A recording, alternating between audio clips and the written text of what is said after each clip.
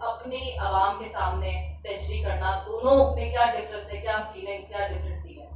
I think ये ज़्यादा special है। एक तो कराची में अपने होम ग्राउंड में अपने क्राउड के सामने, पाकिस्तान में 10 साल बाद टेस्ट क्रिकेट आई है।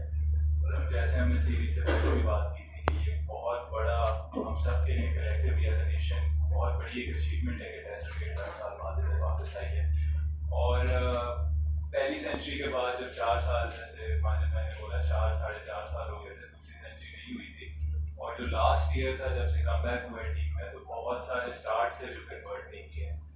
फिर जब आप स्टार्ट्स कन्वर्ट नहीं करते उसमें ज़रा सी फ्रस्ट्रेशन होती है। तो ये आई थिंक बहुत ज़रूरी था कि जब इधर उस तरीके का स्टार्ट मिला तो एक तो टीम के लिए और एक ऑब्वियसली एक पर्सनल नोट पे भी कि जो 60s और 40s पहले हो रहे थे उनको एक 3 फिगर स्कोर में कन्वर्ट किया, अपने ग्राउंड में कन्वर्ट किया। और देखें टीम की सिचुएशन उस वक्त अच्छी नहीं थी जब हम बैटिंग करने गए थे, 80 रन की लीड श्रीलंका की थी। तो जो आपका कॉन्ट्रीब्यूशन होता है वो सबसे ज़्यादा मैटर करता है। और आई थिंक जो ये कॉन्ट्रीब्यूशन है, उस वक्त भी ऑब्वियसली बालेकली में एक रिकॉर्ड चेस था, लेकिन इसमें दूसरे तरीके का प्रेशर था। होम पे आप सीरीज नहीं हारना चाहते, अवे टीम ने आपकी 80 रन की लीड दी थी, तो प्रेशर सारा हमारे ऊपर था। तो बहुत अच्छा लगा कि आबिद के साथ ए टीम में जिस तरीके से हमने बारियां खेली थी लास्ट ईयर इंग्लैंड और न्यूजीलैंड के खिलाफ, वो इंटरनेशनल क्रिकेट में, तो जिस तरीके से लाइफ चेंज होती है वो कभी कभार आपको बहुत सरप्राइज है। हमारा नेक्स्ट टारगेट था 300 रन, आई थिंक उसमें रिकॉर्ड हो जाता। और असद शफीक ने ड्रेसिंग रूम में बताया था कि रिकॉर्ड से 20 रन रह गए। ऑब्वियसली उस चीज़ का अफसोस होता है, लेकिन देखें इसमें भी बात हो रही है कॉन्ट्रीब्यूशन की। कॉन्ट्रीब्यूशन टीम के टीम को एक अच्छी पोजीशन में हम लाए।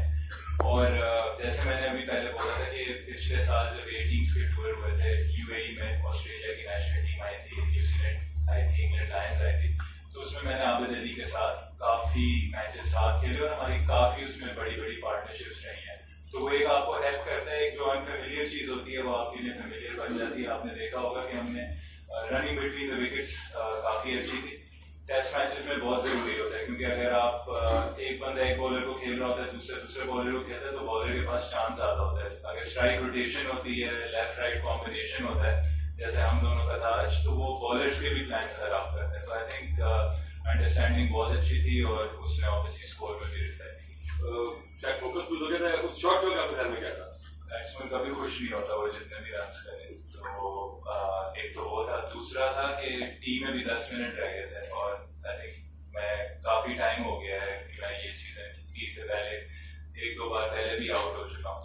और तीसरी चीज ये थी कि जो मैंने शॉट खेला था वो थोड़ा सा, मतलब क्या कहते हैं, ना मिड विकेट की तरफ खेला, ना स्क्वायर लेग की तरफ खेला। कंफ्यूज था कि किस जगह मारूं, तो बस मैंने एक हाफ हार्टेडली उसको पुल मारा, जो मेरे बैक में अपने आप को इसलिए करूंगा क्योंकि पुल शॉट जो है मुझे पिछले साल से काफी रन किए हैं पुल शॉट पे।